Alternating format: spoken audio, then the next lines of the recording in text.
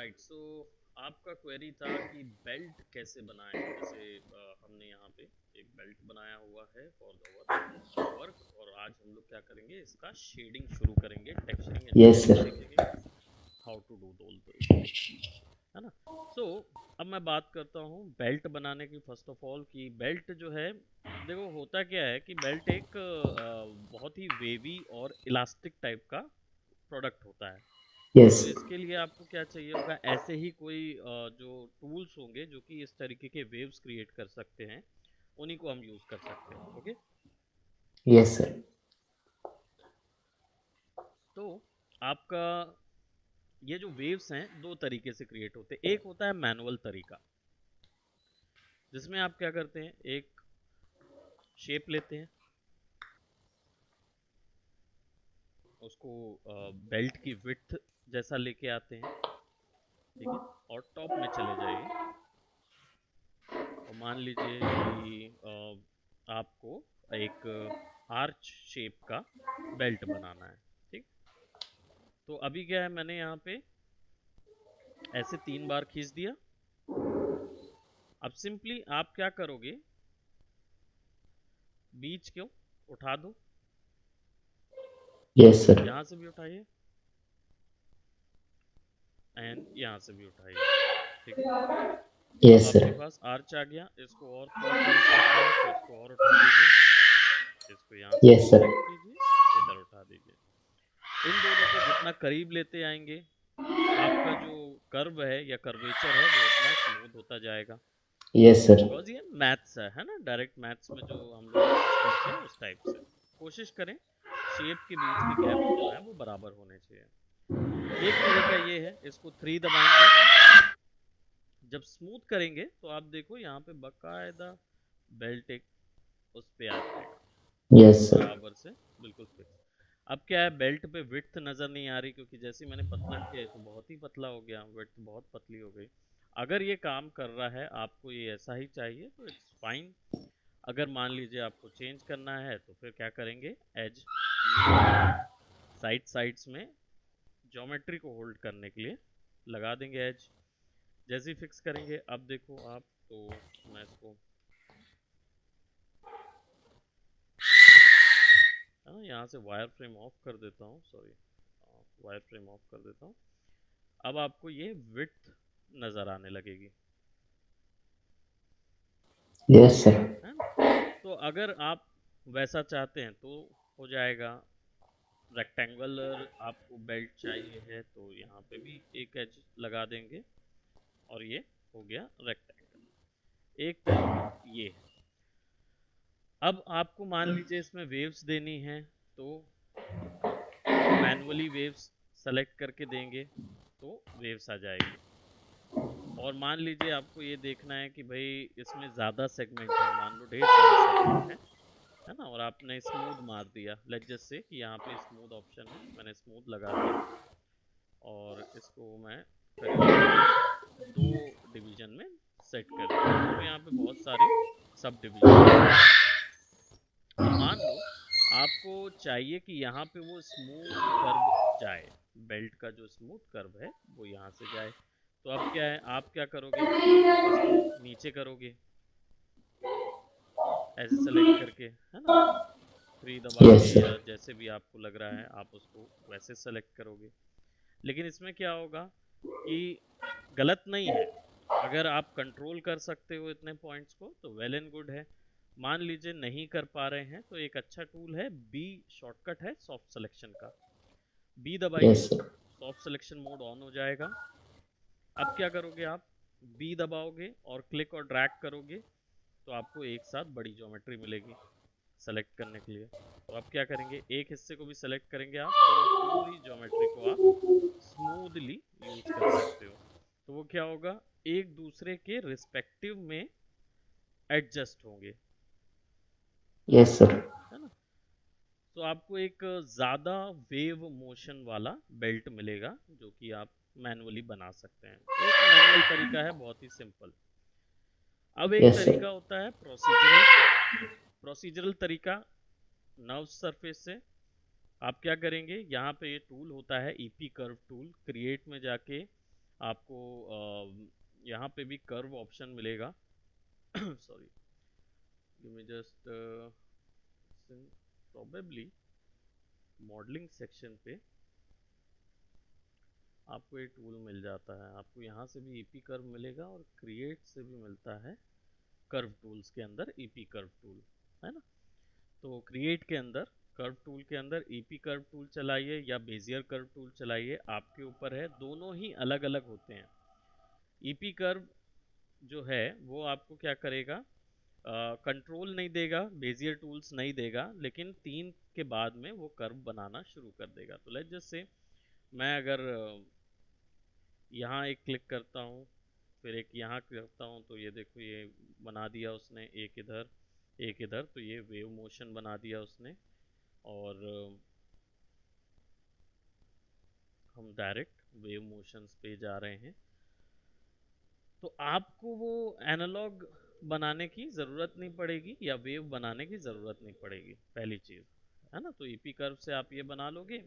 अब इसके बाद आप बनाओगे क्या, सर्कल, अगर आपको सर्कुलर ऑब्जेक्ट बनाना है तो, या Yes, फिर sir. पाइप पाइप जैसा बनाना है, और नहीं तो फिर रेक्टेंगल लेके बनाओगे या शेप बनाओगे, जो भी है शेप भी आप बना सकते हो। बताते हैं कैसे। पहले आप इसको आ, ये जो रखा हुआ है ना, इसको एग्जैक्टली इसके ऊपर में स्नैप करना होगा, कर्व के ऊपर। तो कर्व की स्नैपिंग जो है वो सी से होती है।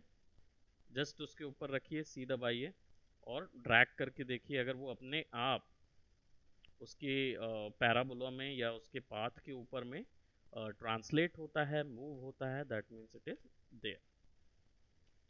अब इसको मैं छोटा सा ऐसा कर देता हूँ, है ना, ओवल शेप कर रहा हूँ, and let's give it something like that.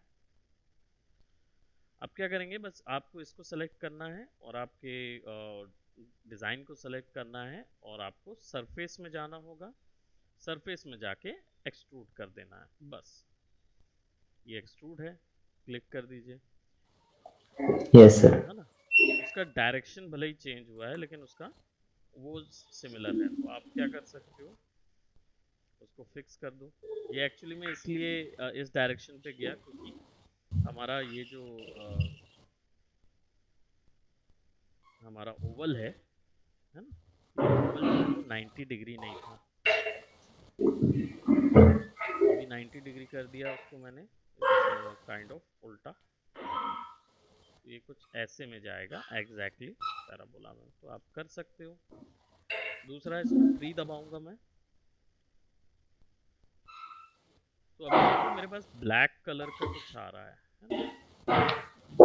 Yes, sir. ये एक्चुअली में क्या है, ये उल्टा हो गया है। तो इसको फिक्स करने के 2 तरीके हैं। एक है, इसको डिलीट करते हैं। एक तरीका है, आप यहाँ पे जाओगे, ईपी कर्व, याद है मैंने आप लोगों को मॉडलिंग बताई थी, कर्व मॉडलिंग। तो इसमें Yes, जब sir. कंट्रोल वर्टेक्सेस सेलेक्ट करोगे ना, तो डायरेक्शन नज़र आता है, जो पहला ब्लॉक वाला डायरेक्शन दिख रहा है ना, इसको उल्टा कर दो, है ना। इसको उल्टा करने का रहेगा। तो उल्टा कैसे करेंगे, you just have to select that, और सरफेस में जाएंगे, सॉरी कर्व में जाएंगे, और यहाँ पे रीबिल्ड कर्व के नीचे रिवर्स डायरेक्शन होगा, उसको बस ऐसे ही टैप कर दीजिए। अब कंट्रोल करोगे तो देखो आपका ये हिस्सा उल्टा आ गया। ये आपका शुरुआती पॉइंट हो गया। Select that surface and give it an extrude. अब देखो आप, ग्रे आ गया ऊपर। Yes, sir. एक तरीका ये है, और फिर ई दबा दो, और you can actually delete all that. तो ये आपका बन गया। अब विड्थ देना है तो वही तरीका लगा दीजिए यहाँ पे, ज्योमेट्री पे फिक्स कर दिया आपने, तो वो उतना हिस्सा जो है फिक्स हो जाएगा। यहाँ पे एक चीज़ है कि यहाँ देख रहे होंगे आप, आपको रेक्टेंगुलर कुछ कुछ नहीं मिलेगा ना इधर। वो रीज़न इस चीज़ के लिए है कि रेक्टेंगुलर इसलिए नहीं मिल रहा है बिकॉज हमारा जो सर्कल है वो एक्चुअल में एक ही पॉइंट पे फिक्स रहता है। सर्कल का पता तो है स्ट्रक्चर, पता है नहीं पता है स्ट्रक्चर क्या चीज का सर? सर्कल का? जो 3D में सर्कल जो ये लोग बनाते हैं उसका स्ट्रक्चर आपको आइडिया तो होगा। ये देखो यहाँ पे मैंने एक एक्स्ट्रा ऐड कर दिया तो अब मेरे पास दोनों तरफ की विड्थ बन जाएगी।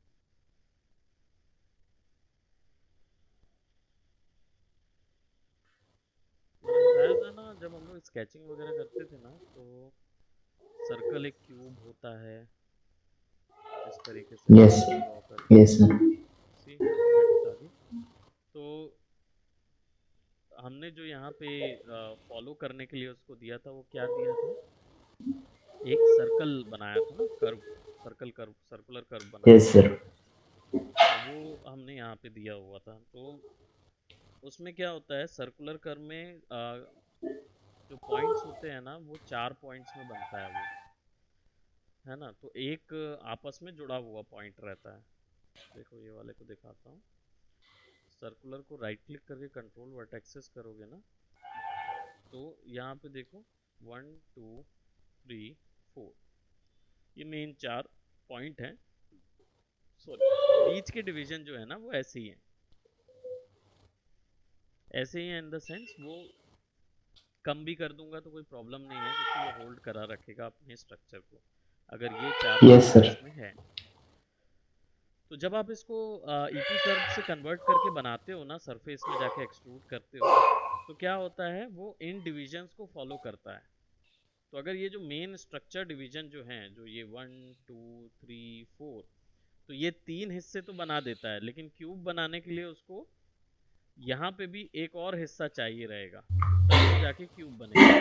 तो वो यस जबकि सर। होता क्या है ये सारा कुछ इधर जाके ज्वाइन हो गया रहता है, इसी कारण से यहाँ पे मुझे वो ट्रायंगुलर मिल रहा था जिसको बाद में मैंने एक्स्ट्रा मैनुअली एक ऐड करके क्रिएट कर दिया। तो कभी कभार ऐसा आपको शेप ज्योमेट्री जो है ना वो आइडिया रहेगा ना तो आपको फिक्स करने में या एक्यूरेट फिक्स करने में दिक्कत नहीं होगी। ठीक है, तो ये दो तरीके हैं आपके बेल्ट बनाने के। अब आ जाते हैं हमारे ज्योमेट्री मॉडल पे कि ये जो मॉडल है इसके ऊपर कलरिंग हमको करनी है। और कलरिंग के लिए मैंने नीचे बताई कि टेक्सचर और शेडर अलग अलग होते हैं, है ना। तो इस चीज़ का ध्यान रखना कि शेडर जो है ये वो ऑब्जेक्ट होते हैं 3D वर्ल्ड में जिस जो कि लाइट के द्वारा बदलते रहते हैं, है ना, जिस पे लाइट के असर यस के सर। द्वारा वो बदलता रहेगा। तो हो सकता है कि वो आपका ये हो क्या बोलते हैं, रिफ्लेक्शन हो, रिफ्रैक्शन हो, है ना, ये सारी चीज़ें हो सकती हैं। तो ये आपको ध्यान में रखना है। और लेट्स टॉक अबाउट सबसे पहले हम लोग क्या करेंगे, जो भी मटेरियल हम बना रहे हैं उसमें एक पोर्शन शेडर का होगा, एक पोर्शन टेक्सचर का होगा। तो हम लोग शेडर पे पहले काम करेंगे फिर टेक्सचर पे आएंगे। ठीक है, तो यस अभी सर। क्या करेंगे, इस पूरी ज्योमेट्री को हम सेलेक्ट करते हैं और इसमें 3 चीज़ें कीजिए। वो है पॉली मॉडलिंग की, वो है आपका सेंटर पिवट, क्लिक कीजिए। सेकेंड ऑप्शन है डिलीट बाय टाइप, इस पे क्लिक कीजिए। तीसरा फ्रीज ट्रांसफॉर्मेशन, इस पे क्लिक कीजिए। ये तीनों चीज़ें करना बहुत ज़रूरी होता है जब आप ज्योमेट्री बना लो। क्यों? Yes sir. क्योंकि रीज़न ये होता है कि जब आप नेक्स्ट टाइम इसको मूव कराओगे, रोटेट कराओगे ना, टेक्सचर आसपास भागने लगते हैं, यस सर। है ना। तो वो स्थिर आपके ऑब्जेक्ट में फिक्स रहें उसके लिए उसको सब चीज़ों को फ्रीज होना ज़रूरी होता है। अब देखो सारा चीज़ ज़ीरो है, कहीं कुछ एक्स्ट्रा नहीं लगा है। नाउ अब हम बात करते हैं, यहाँ पे हमारे पास यही जो ऑप्शन है ये आपको यहाँ मॉडिफाई में भी मिल जाएंगे। फ्रीज ट्रांसफॉर्मेशन, सेंटर पिवट और डिलीट हिस्ट्री बाय टाइप जो है वो आपको एडिट में मिलेगा। Right, it's edit delete all by type, you can it's a texturing portion, you can. हाँ, ये वैसे उसका चल ही रहा है, बट या definitely you can come and ये भी है। कोरल रो वाला भी, कोरल रो लास्ट लास्ट में, बट समझ जाओगे आज। हाँ, उसमें बैठ सकते हो। हाँ, मैश का है ना, उसमें बैठेंगे। ओके, सो यहाँ पे अभी मेरे पास क्या सिचुएशन है कि वो तो समझ आ गया ना, ये ऑप्शंस यहाँ पे मिलते हैं। ठीक है, अब मुझे इस पे कलर डालना है, तो कलर पुट करने के लिए मुझे इस पे मटेरियल डालने होंगे। मटेरियल वो ऑब्जेक्ट होते हैं जो शेडर और टेक्सचर की प्रॉपर्टीज को होल्ड करके रखते हैं।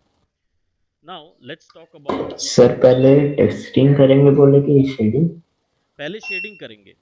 Yes sir. शेडिंग से क्या होगा, याद है ना, अपन कोई भी चीज ड्रॉ करते थे तो सबसे पहले ब्लैक और व्हाइट वैल्यूज बराबर कर लेते थे, यानी लाइट्स और शेडोज वो बराबर कर लेते थे, फिर उसके ऊपर में कलर्स जितने भी आर भी पुट करो कोई फर्क नहीं पड़ता, यस सर। है ना।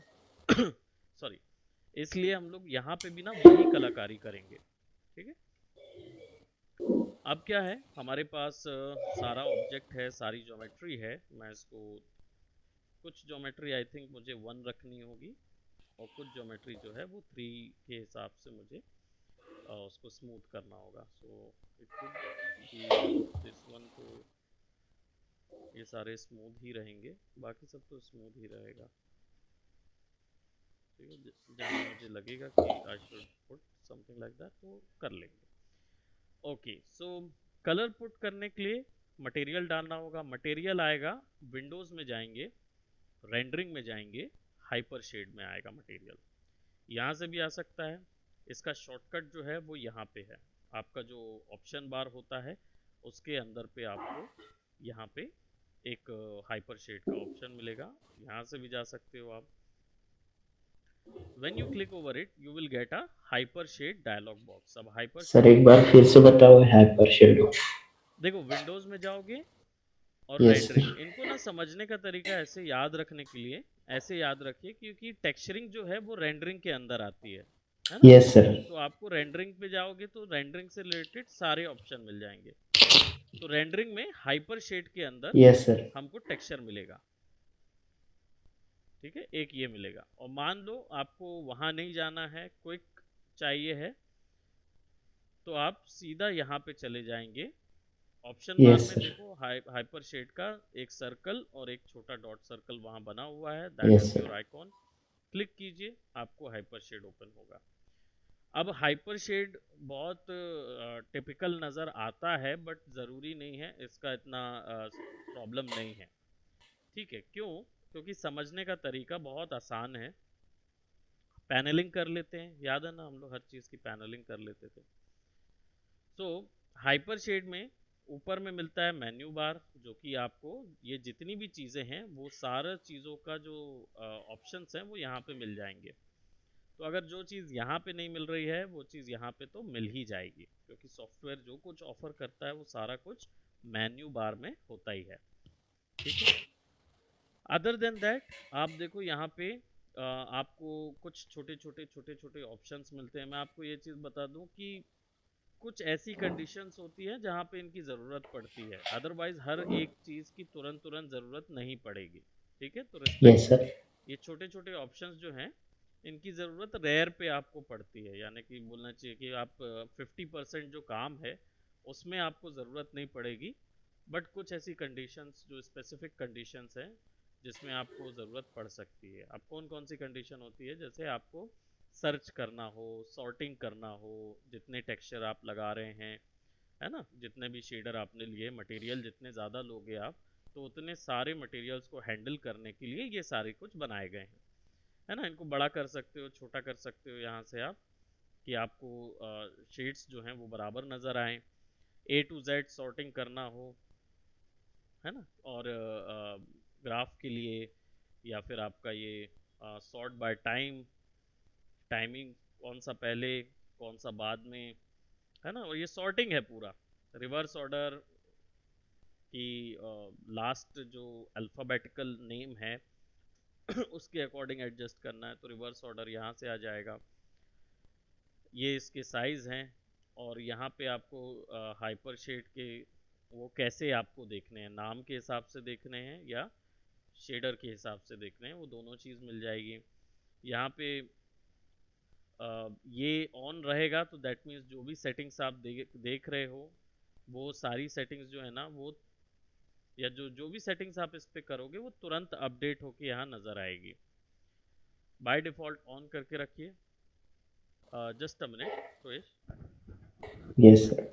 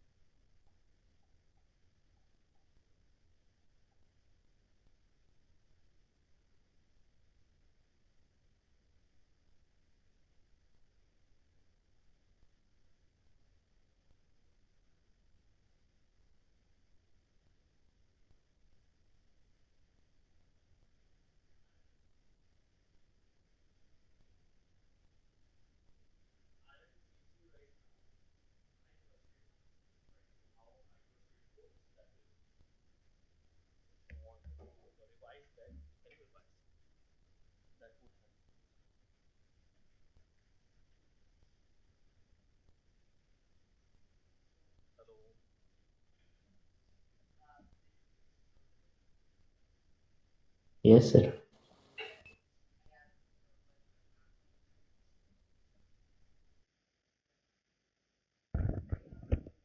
ऑलराइट, सो हाइपर शेड पे हम लोग बात कर रहे थे। हाइपर शेड जो है उसको कैसे समझना है, किस तरीके से इस पे वर्क करते हैं जनरली, है ना। सो मेन्यू बार में तो वो सारे ऑप्शंस आएंगे वो जो कि हाइपर शेड ऑफर करता है ग्राफिकल तौर पे, और अदरवाइज बिना उसके भी अगर कुछ ऐसे ऑप्शंस हैं वहाँ पे ये आ जाएगा। डूइंग क्वाइट अ लॉट मेहनत है ना। अदर देन दैट यहाँ पे जो सेकंड ऑप्शन आ रहा है, राइट, ये वाला जो हिस्सा है ये पूरा आपके ये पैनल को एक्टिवेट करने के लिए है कि आपको नाम के Yes, sir. अकॉर्डिंग चाहिए है सारे के सारे। अगर आपको चाहिए है कि आपके जो शेडर आइकॉन्स हैं वो बड़े छोटे रहें, वो आ जाए, सॉर्टिंग करना हो, शेडर आइकॉन्स की सॉर्टिंग करना हो, और या फिर कोई एक स्पेसिफिक, क्योंकि कई बार होता है प्रोडक्ट बहुत बड़ा बनाते हैं तो बड़ा बनाते हैं तो ढेर सारे शेडर्स यूज करते हैं। And thank for hyper shade कि नॉट बेस्ड होने के कारण ना यहाँ पे इनफाइनाइट शेडर्स लिए जा सकते हैं। मैक्स में भी नॉट बेस्ड होता है, स्लेट एडिटर होता है, लेकिन जनरली लोग जो हैं वो उसका मटेरियल एडिटर पे काम करते हैं जो कि आपको एक लिमिटेड अमाउंट ऑफ शेडर देता है जिसको आपको बाद में इनफाइनाइट कन्वर्ट करना पड़ता है। ठीक है, तो सॉफ्टवेयर देते ज़रूर हैं लेकिन शुरुआत में जो उनका इंटरफेस होता है वो थोड़ा लिमिटेड नज़र आता है। यहाँ पे हाइपर शेड जो है वो बिल्कुल रॉ नज़र आता है, ऐसा लगता है कि अनलिमिटेड जा सकते हैं, जा भी सकते हैं, इट होल्ड्स। अब यहाँ पे नीचे पे जो टैब्स दिख रहे हैं ये एक्चुअली में इनको सॉर्ट करने के लिए हैं। केवल मटेरियल्स, मटेरियल्स आप लोगों को पता ही है, मैंने बताया है, मटेरियल वो ऑब्जेक्ट्स हैं जो कि शेडर और टेक्सचर को होल्ड करके रखते हैं। ठीक है, तो इसमें मटेरियल कुछ भी हो सकता है, डायनेमिक ऑब्जेक्ट भी हो सकता है, हेयर्स डायनेमिक भी हो सकते हैं, क्लाउड्स भी हो सकते हैं, पार्टिकल्स भी हो सकते हैं, ये सारी चीज़ें मटेरियल्स के अंदर आ जाएंगी। ठीक है, टेक्सचर में जाएंगे तो वही फाइल्स केवल आएंगी जो फाइल्स आपने अप्लाई की हैं कहीं थर्ड पार्टी से, लेके आए हैं बाहर से, फोटोशॉप से बना के लाए हैं, जो भी इमेज में अनरैप करके टेक्सचर डालते हैं वो केवल सर्च करना हो तो यहाँ से सर्च कर लेंगे। यूटिलिटीज़ बता सकते हैं क्योंकि आप लोगों ने ऑलरेडी माया कर चुके हैं, है ना। और तोयेश को भी आई थिंक जब मैंने रिगिंग शुरू की थी तो बताई थी। यूटिलिटी वो यूटिलिटी का इंग्लिश टर्म जो होता है वो मतलब होता है किसी एक स्पेसिफिक कार्य को करने वाला टूल। कोई एक स्पेसिफिक कार्य को करने वाले टूल को यूटिलिटी टूल बोलते हैं। ठीक है, अब इसका मतलब होता है, कई बार आपसे प्रश्न पूछा जाता है और या आपसे आपने सुना होगा, जनरली आप लोगों ने जब एग्जाम्स में देखा होगा कि what are explain utilities of this policy, और आफ्टर बोलते हैं ना कि इस पॉलिसी के पॉजिटिव यूटिलिटीज बताइए। यूटिलिटी जो टर्म है वो यूजेस टर्म होता है कि भाई उसका यूज क्या है।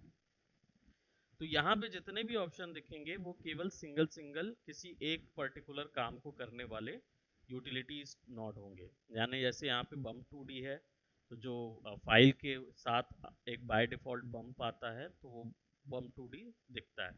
आप डायरेक्टली ये लैम्बार्ट में जुड़ा हुआ होगा, है ना, प्रोबेबली अगर जुड़ा होगा। अच्छा, हमने प्रीवियसली इस फाइल में एक शेडर बनाया था, आई थिंक प्रीवियस क्लास में हमने शेडर बनाया था, नॉर्मल और शेडर डाल के हमने बनाया हुआ था ना, तो बेल्ट के लिए हमने शायद ये बनाया था। और ये प्लेस 2D टेक्सचर जब भी कोई फाइल एक्सप्लेन करते हो, लेके आते हो, तो ये प्लेस 2D टेक्सचर फाइल आती है। ये उसी को बताती है कि इमेज को कैसे रेंडर करना है 3D सॉफ्टवेयर में। आपका काम इसमें ज़्यादा नहीं होता, बट आप इसका यूज़ कर सकते हो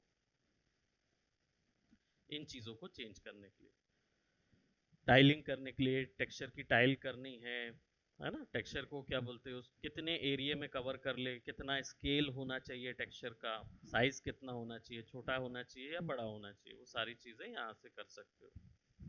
नाउ रेंडरिंग जो है, डिफ़ॉल्ट रेंडरिंग ऑप्शन है, कोई नया रेंडर तो हम अप्लाई नहीं कर रहे। अर्नोल्ड का होता तो फिर अर्नोल्ड का यूटिलिटी रेंडर आ जाता।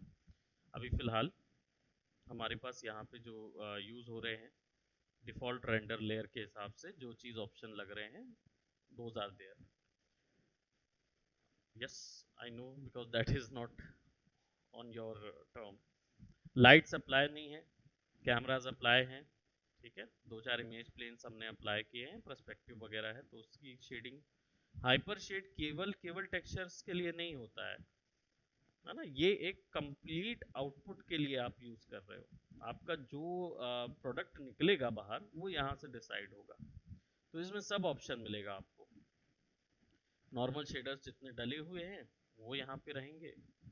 बेक सेट्स, बेकिंग, जब हम एक बार लाइट वगैरह सब सेट हो जाता है और गेम्स वगैरह या बाहर किसी चीज़ के लिए या मूवीज़ वगैरह के लिए भी कुछ निकालते हैं, तो क्या होता है, शेडोज, अगर आपका एनवायरनमेंट में शेडोज स्टिल है, एनवायरनमेंट में ऑब्जेक्ट्स जो होते हैं वो अगर आप स्टिल है आपका एनवायरनमेंट, तो आप उसमें क्या कर लो, बेक बना लोगे, शेडो बेक बना लोगे।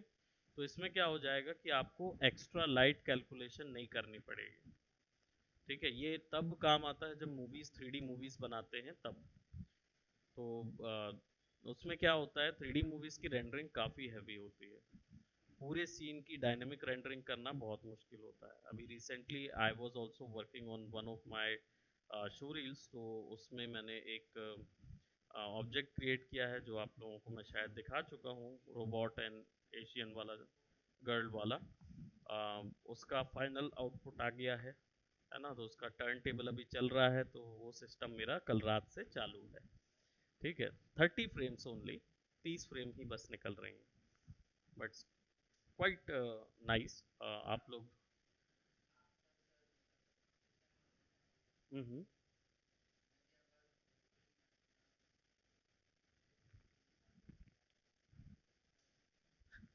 यहीं पे एक क्वेरी अच्छा है रोशन का। एक डाउट आया कि आपका सिस्टम जो है वो, मेरा सिस्टम जो है वो अप्रोक्सीमेटली 2 लाख का है, तो इट्स 175, जो कि मुझे 2-3 पड़ा, है ना।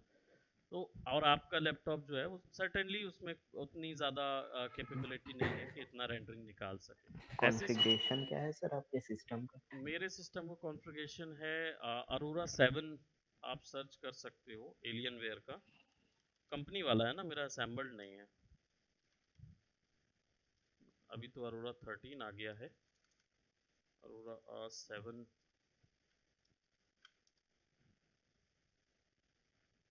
मेरा जो सीपीयू है वो अप्रोक्सीमेटली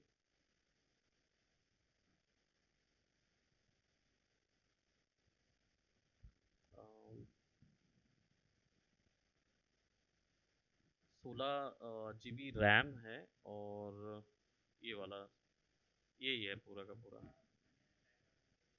बैकग्राउंड, यस सर। है ना, तो यही स्पेक है। बट इसमें दो स्पेक आ रहे हैं, एक लो स्पेक भी आ रहा है जो कि सस्ते में आपको मिल रहा है ना, वो लगभग 1.23 और समथिंग का मिलेगा आपको। इसका श्योर, अगर सिस्टम आप ले रहे हैं तो डेफिनेटली हम लोग इस पर बात करेंगे, है ना। I tell you how to go for that, क्योंकि ये बिल्ड बहुत अच्छा था, डेल के अंदर आता है। और मुझे काफ़ी अच्छा इसमें वो मिला ऑप्शन। देखो 16 पोर्ट मिलते हैं इसमें, मेरे वाले में 16 पोर्ट है, और यूएसबी के साइज़ तो काफ़ी बड़ा है, हैवी है, सीपीयू हैवी है, ठीक है। उसके अंदर पूरा आपको वो मिलेगा। मेरे को कीबोर्ड ईबोर्ड एलियन वेयर का कीबोर्ड फ्री मिलता है, पर लाइट हाइट वाला नहीं रहता। एक हाँ, एक माउस और एक कीबोर्ड फ्री मिलता है साथ में। वो बहुत अच्छा माउस रहता है, फ्लुएंट रहता है, वर्क बहुत अच्छा रहता है। और ग्राफिक कार्ड तो मेरा यही है, क्या बोलते हैं, एनवीडिया का ही है, ये वाला है, सिंगल ग्राफिक कार्ड वाला है। तो देख सकते हो आप। और प्लस क्या है कि अरोरा 7 का रेंज अभी भी ये उतने में ही सेल आउट कर रहे हैं, 175 टू 2 में सेल आउट हो रहा है। इंटेल का i7 है, ये वाला प्रोसेसर होगा, 12 कोर वाला, 12 थर्ड, 6 कोर वाला नहीं, 12 कोर, यस सर। है ना। तो बिल्ड है इसमें दिया हुआ है, और काफ़ी अच्छा सिस्टम है, आप देख सकते हो, यूज़ करके देखना। हाँ, सो आई वाज टेलिंग कि ऐसे समय पे हमको ना रेंडर रैंगलर लगता है। रेंडर रैंगलर जो पोस्ट होती है, वो बंदा क्या होता है ना, स्पेक्स को जानता है। अभी आपकी सिचुएशन में जब आप वो प्रोडक्ट बना लोगे ना, और जब हमें टर्न टेबल या कुछ ऐसा निकालना रहेगा ना, तब हम वो टेक्निक सीखेंगे कि वो रेंडरिंग कैसे करना है, कौन सी प्रोडक्ट वैल्यू कॉम्प्रोमाइज़ की जा सकती है, कौन सी वैल्यू कॉम्प्रोमाइज़ नहीं कर सकते, ठीक है। तो वो सब चीज़ों पे काम करेंगे।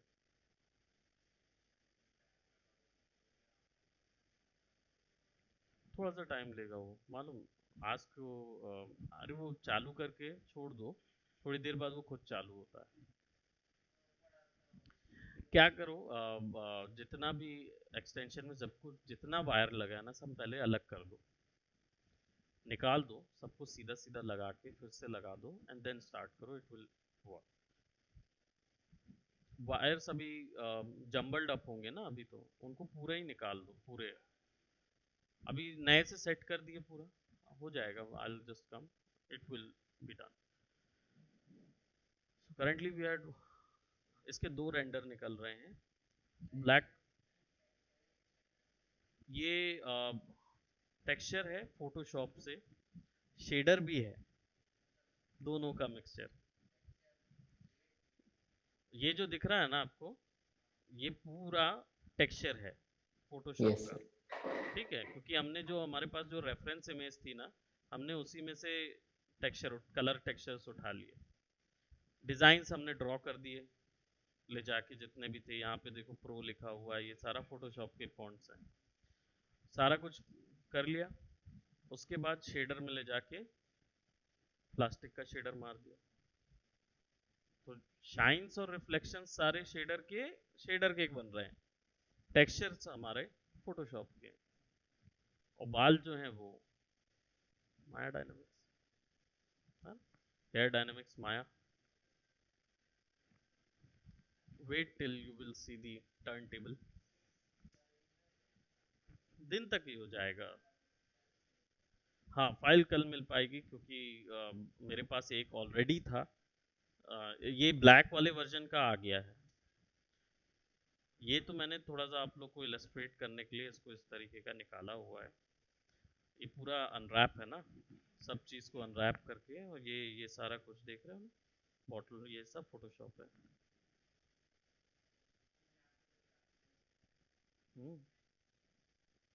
यू वांट परस्यू,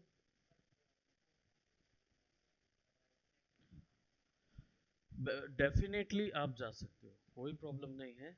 बस ये है कि आपका जो मोटिवेशन है वो कैसा है, दैट वी हैड टू सी, है ना। थोड़ा सा उसके साथ पहले हम डिस्कशन करेंगे, और फिर उसके बाद हम ट्राई करेंगे। अगर आपको मोटिवेट कर रहा है तो हम उसी टाइप के वर्क में आगे जाएंगे, ठीक। तो इसमें जबकि ह्यूमन का कैरेक्टर जो कलर है ना, वो शेडर ही है, टेक्सचर नहीं है। अरेंजमेंट तो करनी पड़ती है। नहीं तो वो आपको एक वो बनाना पड़ता है ना, उसमें आर्काइव बनाना पड़ता है। जब आपको शिफ्ट करना होगा ना तब हम बात करेंगे आर्काइविंग की। ठीक है। तो लाइट्स बहुत बेहतरीन लगी थी, मुझे बहुत मज़ा आया लाइटिंग करने में, क्योंकि साइबर पंकिश था। ये रिम देख रहे हो ना बकायदा, ये एक सेपरेट आर्नोल्ड लाइट है। सब क्वाड्स हैं, सारे क्वाड्स हैं। और एक सनलाइट लगी है, डोम लाइट लगी है, जो बिल्कुल कम वैल्यू के साथ केवल शेडोज को कलर करने के लिए लगी है। ये जितना एरिया दिख रहा है ना, इसको कलर करने के लिए एक डोम लाइट लगी है, ब्लू कलर की, बिल्कुल डल शेड की, और एक्सपोजर भी बिल्कुल कम। 0.2, पूरा काम पॉइंट में ही है, अपन ने किसी में भी बढ़ाया नहीं है, केवल एक्सपोजर में खेल खेल खेले हैं इसमें। लाइटिंग में जाएंगे तब definitely will get more of these. Arnold light use कर रहे हैं। अब जब वही आउटपुट अच्छा दे रहा है तो काय को फिर, है ना, जब आउटपुट अच्छा कैलकुलेट हो रहा है तो क्यों किसी और चीज में जाएं फिलहाल। हाँ, माया डिफ़ॉल्ट लाइटिंग थोड़ी कमज़ोर है कंपैरेटिवली मैक्स और ब्लेंडर, बट आर्नोल्ड जो है वो माया का काफ़ी pressurise. Default default I think अभी बंद करना पड़ेगा आपको, आर्नोल्ड पे आएंगे देन शुरू करेंगे। ओके, सो ये चल रहा है अभी। ठीक है, तो ये आपके पास भी अभी आपका जो असाइनमेंट है वो करना पड़ेगा, है ना? Yes sir. We have to make it a little bit right. So देखते हैं, इसका टर्न टेबल हो गया है, ब्लैक वाला हो गया है, वाइट वाला भी होना है।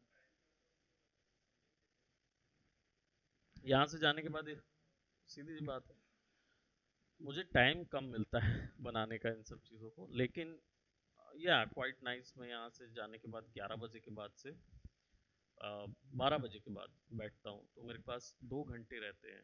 2 बजे फिर मैं सोता हूँ, 6 बजे मैं उठ जाता हूँ।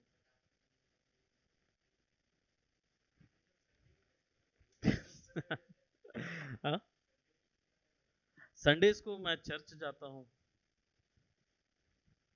अभी प्रीवियसली चर्च मेरा 9 बजे से लेकर 3 बजे तक रहता है। Yeah so I spend quite a lot of time in spirituality, और फिर उसके बाद मैं ढेर सारी चीज़ें खाने जाता हूँ। है ना? सो ऑलराइट, सो अब हम लोग इधर आ जाते हैं। प्रोजेक्ट्स, अगर हम, वैसे आपको ज़रूरत इसमें पड़ती नहीं है, बट अगर आप मान लो आपकी इच्छा है कि आप पुराने जो तरीके होते थे ना जिसमें हर चीज़ फोल्डर के अकॉर्डिंग समझ आता है ट्री वाइज, तो आप यूज़ कर सकते हो। और यहाँ पे ज़रूरी नहीं केवल टेक्सचर और शेडर से रिलेटेड आइटम्स हो। ये है प्रोजेक्ट्स ऑप्शन, प्रोजेक्ट टैब। यहाँ जितने ऑप्शंस आपको दिख रहे हैं, यहाँ पे मसल मसल कैश और ये सब जितना भी दिख रहा है, यहाँ डायनेमिक्स पार्टिकल सब चीज़ों का मिलेगा। ठीक है, तो आप मसल्स वगैरह में भी अप्लाई कर सकते हो चेंजेस को। क्यों? क्योंकि यहाँ पे ना नोड एडिटर है, नोड एडिटर, यूटिलिटी एडिटर, जिसकी हम लोगों ने प्रीवियसली क्लासेस ली थी, है ना, तो वो सारा कुछ यहाँ पे भी काम कर सकता है। ठीक है, एसेट्स नोड्स अभी फिलहाल कोई भी नहीं है।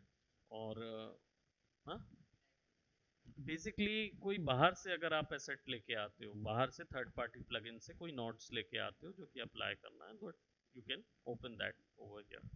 करंटली अभी नहीं है। माया में जो एडिट प्रेफरेंसेस में से जो प्लगइन हम लोग लेके आते थे, सॉरी विंडोज प्रेफरेंसेस में से जो प्लगइन लाते थे, सेटिंग प्रेफरेंसेस प्लगइन मैनेजर में से जाके, वो सब थर्ड पार्टी ही प्लगइन होती है। ठीक है, माया की इनहेरिट नहीं होती है, वो तो बाहर की है, वो उसने अपने पैकेज में इंक्लूड करके रखा है। तो सॉफ्टवेयर के आर्किटेक्ट में वो चीज़ इंक्लूड नहीं रहती, इसलिए आपको अलग से डालनी होती है। ठीक है, अब मटेरियल्स में आ जाते हैं, और हमारे पास 2-3 टाइप के मटेरियल्स यहाँ पे लैम्बार्ट एआई शेडर लगा हुआ है।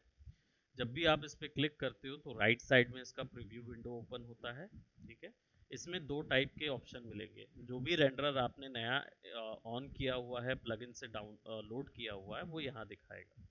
आर्नोल्ड पे रखोगे तो याद रखना कि आपके सिस्टम की रैम मेमोरी बहुत खाएगा, क्योंकि ये कॉन्स्टेंटली अपडेट करता रहता है उसके अकॉर्डिंग। ठीक है। शेडर में पर ये आपको रियल टाइम शेड देता है, तो अगर आपके पास कोर मेमोरी या ग्राफिक मेमोरी अच्छी खासी है तो इसको ऑन करके यूज कर सकते हो। अदरवाइज आप उसको यूज मत करो, क्योंकि आपकी जो रैम है ना वो खा जाएगा, स्लो करेगा, कोई मतलब नहीं। देखो इसी प्रॉब्लम कर रहा है। हाँ, इसलिए इसको हार्डवेयर पे सेक्शन पे रखना पड़ेगा, अदरवाइज ये नहीं होगा, है ना। तो इसको थोड़ा सा टाइम देते हैं। लेट्स गो टू आर्नोल्ड, और आर्नोल्ड में जाके फिर इसको हार्डवेयर पे एक बार में पूरी मेमोरी खप जाती है ना। हाँ,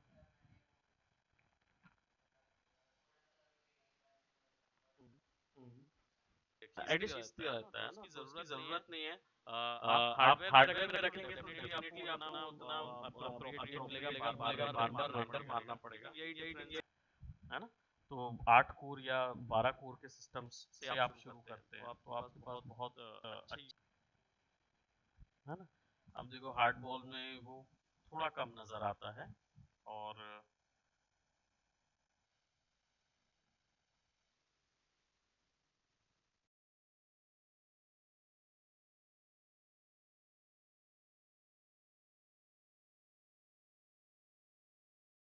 और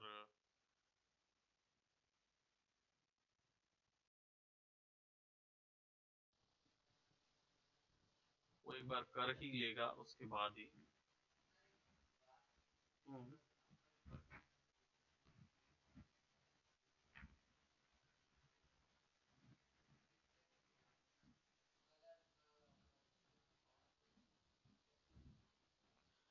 ये क्वेश्चन है कि नॉर्मल टेलीविजन्स और हमारे मॉनिटर्स पे अंतर क्या रहता है, कि कंप्यूटर में हम डायरेक्टली बड़ी स्क्रीन से जोड़ के क्यों नहीं चला सकते। आप खैर हालांकि वर्किंग के लिए तो आप चला सकते हो, उसमें कोई इशू नहीं है। कलर डिफरेंसेस का खेल सच में बहुत ज़्यादा होता है। जितना बड़ा डिवाइस होगा और जितना महंगा डिवाइस होगा, आई शुड से, क्योंकि महंगे डिवाइसेस में खासकर उन लोग ये क्वालिटीज डालते हैं, है ना। जैसे आप बड़ी टीवी ले लो, लेकिन उसकी उसकी क्वालिटी आपने कम करके रखी हुई है। Just a minute guys.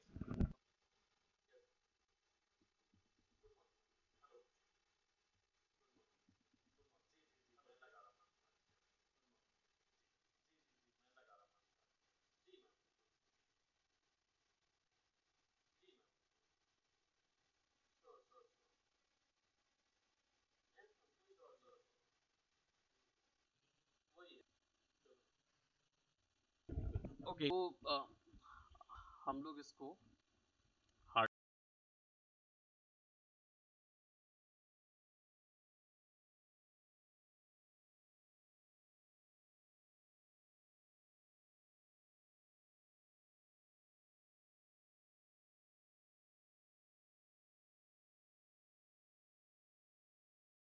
में सेट कर देते हैं, because we do not want that much of memory.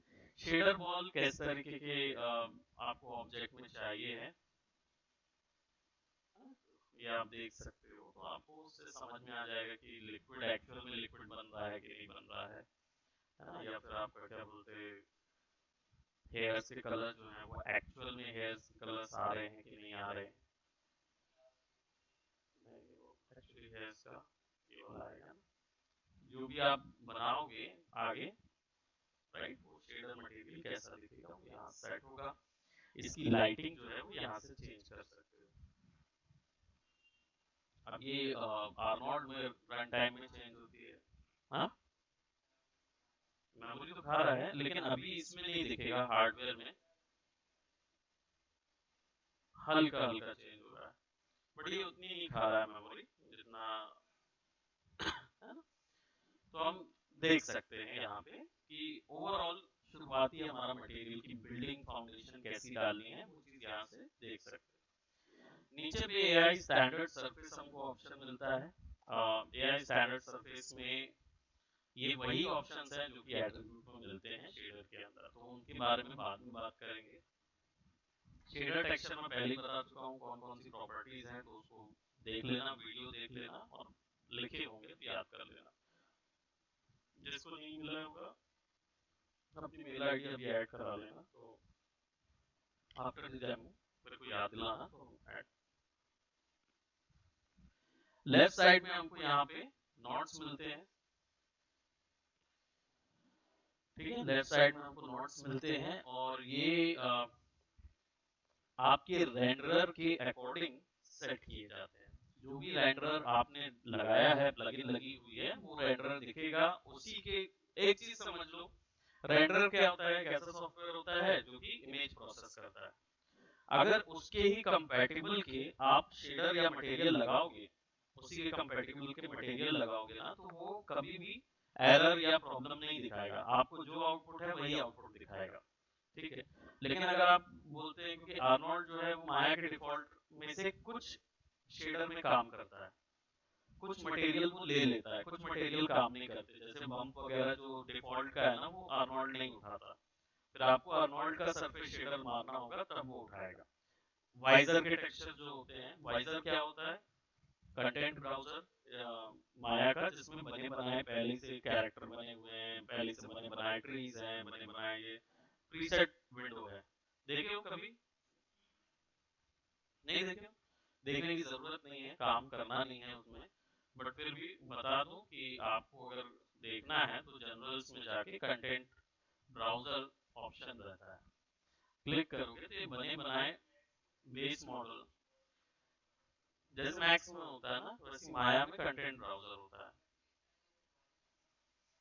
नहीं नहीं, वो पॉली कंटेंट्स रहते हैं, सब बना बनाया बेस से। मान लो आपको कैरेक्टर शुरू करना है, हेयर बनाने हैं, तो आप कैरेक्टर बनाओगे, उसका फेस बनाओगे, फिर हेयर बनाओगे, तो क्या मतलब रहेगा। तो आप क्या है, प्रैक्टिस करने के लिए बने बनाए क्लॉथ डायनेमिक्स, बने बनाई चीजें आप यूज कर सकते हो, है ना। क्लॉथ्स बने बनाए चीजें दिया हुआ है, पॉलीज है, आप ले सकते हो, जिसको जरूरत पड़े कैरेक्टर्स वगैरह की, एनिमल्स वगैरह, ये सारा कुछ जो है ना, सब कुछ इसमें दिया हुआ है। हाँ, बीज भी है, टर्टल भी है। शुरुआती बेस मॉडल्स इसमें मिल जाते हैं, इसके ऊपर में आप चाहो तो डिटेल्स क्रिएट कर सकते हो।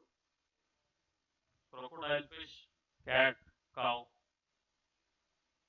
ये फिश है ना, बिग फिश है, फिन है, ये पीछे का फिन, ये डॉर्सल, वेपन। तो जब आपको टेक्सचर प्रैक्टिस वगैरह करना हो ना, तो हर बार ऑब्जेक्ट बनाने की जरूरत नहीं है, ये आपका विंडोज में जाके जनरल एडिटर्स के अंदर कंटेंट ब्राउजर होता है, ठीक है। तो ये ध्यान रखना कि प्रैक्टिसेस के लिए लीजिए, कोई भी चीज की प्रैक्टिस के लिए आप इनको ले सकते हो। हाँ, आप टेक्सचरिंग जा रहे हैं, आप इसकी टेक्सचरिंग कर रहे हैं? नहीं नहीं, ये तो मेरा बना बनाया है।